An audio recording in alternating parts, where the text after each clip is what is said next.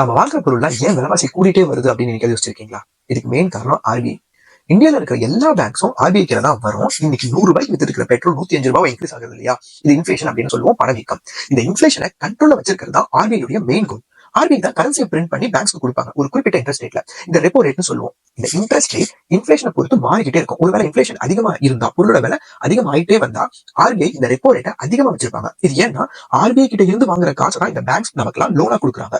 ஒருவேளை இந்த repo rate increase ஆனா நாம வாங்குற லோனும் இன்க்ரீஸ் ஆகும். அப்ப நம்ம என்ன பண்ணுவோம்? லோன் அமௌண்ட் கம்மியா வாங்குவோம். சம்டைம்ஸ் வாங்காம கூட இருப்போம். அதனால மக்கள் கிட்ட மணி சர்க்குலேஷன் கம்மியா இருக்கும். சர்க்குலேஷன்ல கரன்சி கம்மியா இருந்தா நிறைய பேர் நிறைய பொருளை வாங்க மாட்டாங்க. அப்படி வாங்கினா டிமாண்ட் குறைஞ்சு எல்லா பொருளோட விலையும் குறையும்.